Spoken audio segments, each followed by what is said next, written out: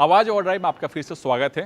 Roadster segment में hero कुछ महीने पहले मैवरिक 440 को लॉन्च की थी, जिसका आप रोड पर आप इसकी राइड देख चुके होंगे। लेकिन ऑफ रोड में इसकी परफॉर्मेंस कैसी है, साथ ही इसमें क्या परफॉर्मेंस है जिससे आप इसे ऑफ रोड में भी चला सकते हैं, जानने के लिए चलिए मेरे साथ इसकी ऑफ रोड राइड पर।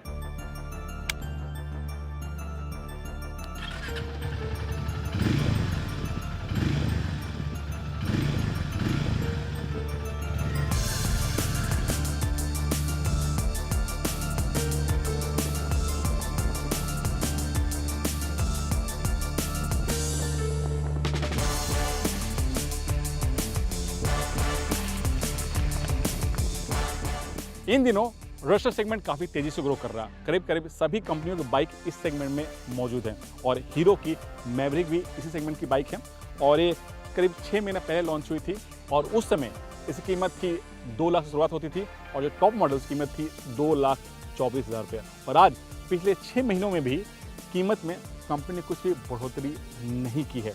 और मैं आपको बता दूँ, जो इसका रिव्यू है, फर्स्ट रिव्यू मैं आपको दिखा चुका हूँ, लेकिन आज मैं जो इसका रिव्यू दिखाने वाला हूँ काफ़ी हटकर है, क्योंकि इसका रिव्यू होगा ऑफ रोड में। जी हाँ, जहाँ पर रास्ते ख़त्म हो जाते हैं। और मैं आपको बताने वाला हूँ कि इस रिव्यू में इसकी एक्चुअल परफॉर्मेंस कैसी है, इसका ब्रेकिंग सिस्टम कितना बेहतर है, साथ ही जो टायर के जो ग्रिप मिलते हैं ऑफ रोड में वो कितना बेहतर है, और चौथी चीज़ जो इसका गियर ट्रांसमिशन है वो कितना स्मूथ काम करता है। वैसे मैं आपको बता दूँ कि जो रोडस्टर बाइक होते हैं वो सिटी के लिए बनी होती है, ऑफ रोड के लिए नहीं बनी होती है। लेकिन हम तो इंडियन हैं, हमें तो ऐसी बाइक चाहिए जो सिटी में भी चला सके, टूरिंग भी कर सके और ऑफ रोड भी चला सके।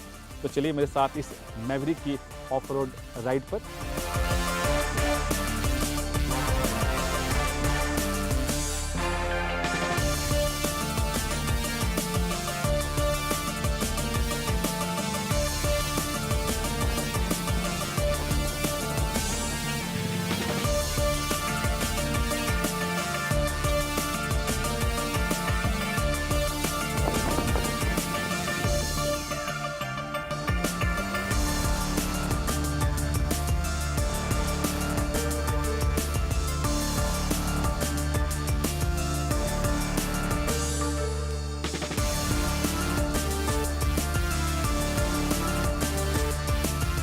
मैवरिक का जो सीटिंग पोजीशन है वो काफ़ी शानदार है।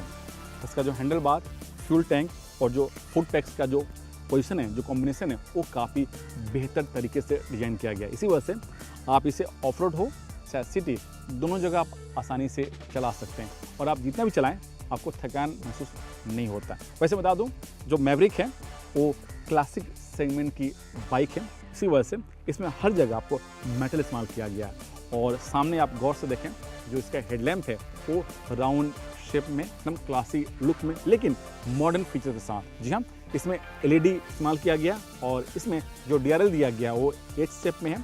जो फ्रंट का जो फोक है वो टेलीस्कोपिक फोक है, और जबकि हार्ले में आपको UHD फोक मिलता है।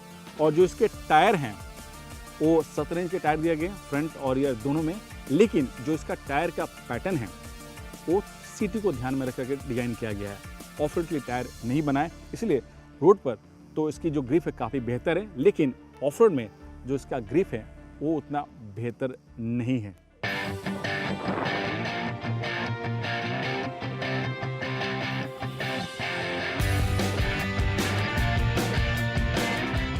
इंजन की बात करें तो इसमें आपको जो इंजन दिया गया वो काफ़ी टॉर्किश इंजन है, इसलिए कंपनी इसे टॉर्केक्स इंजन नाम दिया है।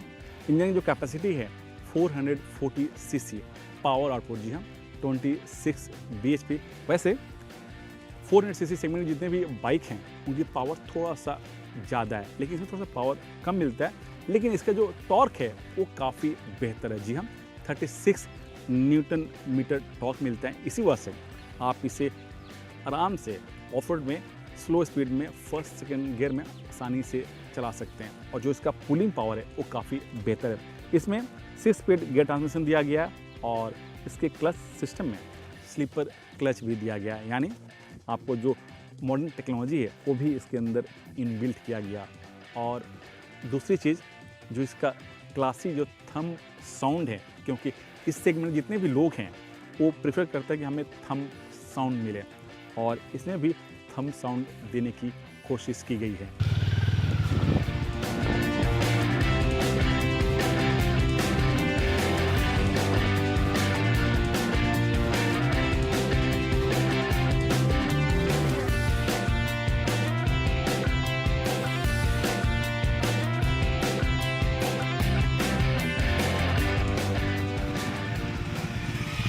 ब्रेकिंग सिस्टम की बात करें तो मैवरिक में आपको दोनों में ही फ्रंट और रियर आपको डिस्क ब्रेक मिलते हैं और ड्यूल चैनल EBS दिया गया है। इसका ब्रेकिंग सिस्टम काफ़ी बेहतर है।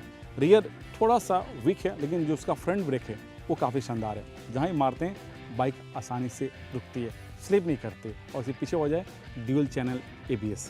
क्लासिक रोडस्टर बाइक होने के नाते इसमें जो ग्राउंड क्लियरेंस मिलता है वो काफ़ी अच्छा है, यानी 175 mm जो इसका ग्राउंड क्लियरेंस है वो मिलता है, और इसी वजह से आप इसे ऑफ रोड में आसानी से चला सकते हैं, कहीं भी टच नहीं होता है। और दूसरी चीज़, जो इसका सीट है, चाहे वो राइडर हो पिलियन, आराम से बैठ सकते हैं, लेकिन जो राइडर का जो सीट का जो कुशनिंग का जो हिस्सा है यहाँ पर, वो उतना बेहतर नहीं है जितना कि होना चाहिए था। यानी जो फोम की जो डेंसिटी है और बेहतर होना चाहिए। अगर आपका वेट 70 से 80 kg है तो बैठने के बाद हल्का सा पेन होना चालू हो जाता है, यानी काफ़ी सॉफ्ट है और ये टच हो जाता है, यानी कंपनी को इस पर थोड़ा सा ध्यान देना चाहिए।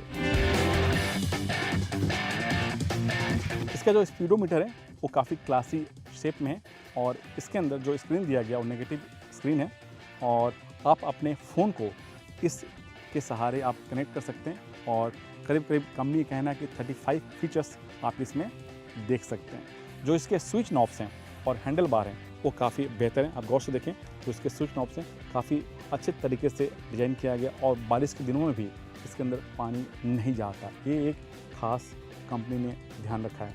आप दोनों साइड का जो भी नॉब्स हैं वो काफ़ी सुंदर तरीके से डिज़ाइन किया गया, और यहाँ पर एक SOS का बटन भी दिया गया। जब इसके अंदर eSIM आप डालते हैं तो आप यहाँ से कभी इमरजेंसी में आप इसे इस्तेमाल कर सकते हैं।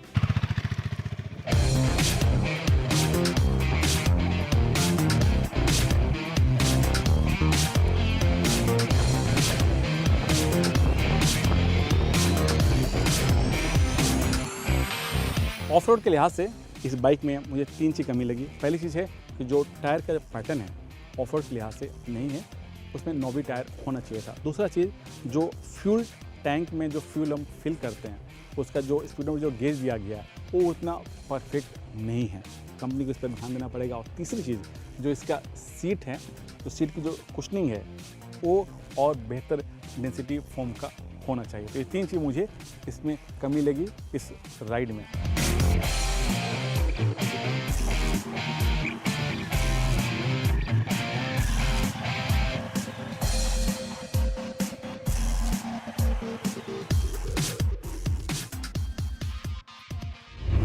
बारिश के मौसम में गाड़ी के टायर्स का कैसे रखें ख्याल, क्योंकि ख़राब टायर से गाड़ी के परफॉर्मेंस पर असर पड़ता है, साथ ही इसकी हैंडलिंग भी ख़राब हो जाती है। ऐसे में वो कौन से उपाय हैं, वो कौन से टिप्स हैं जिसे आप अपनाकर गाड़ी के टायर्स के लाइफ को आप और बेहतर बना सकते हैं। जानने के लिए देखिए हमारा खास segment tip of the week. Tyre pressure और गाड़ी के माइलेज के बीच गहरा रिश्ता है। आपकी कार का टायर प्रेशर काफी हद तक आपकी गाड़ी की परफॉर्मेंस पर असर डालता है, इसलिए जरूरी है कि समय समय पर आप अपनी गाड़ी के टायर प्रेशर की जांच कराते रहें। खासकर हफ्ते में 2 बार सुबह के वक्त टायर प्रेशर जरूर चेक कराएं।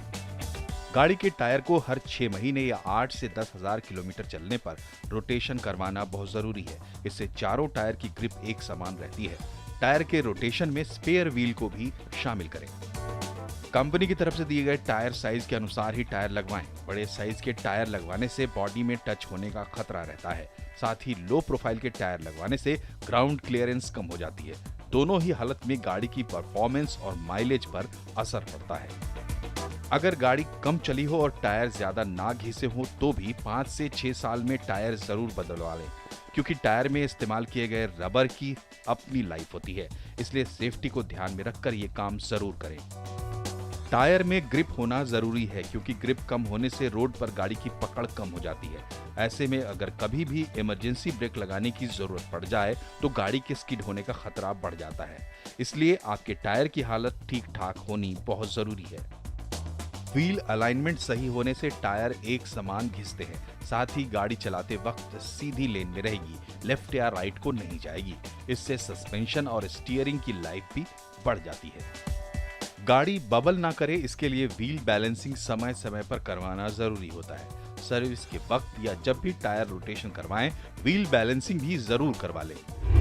समय हो गया छोटे से ब्रेक का। ब्रेक के बाद हमारे ऑटो एक्सपर्ट टूटू बताएंगे 17 लाख के बजट में बेस्ट एसयूवी कौन सी है। साथ ही उन तमाम सवालों का जवाब देंगे जो आप हमें आवाज ओवरड्राइव के ऑफिशियल फेसबुक पेज पर पूछते हैं।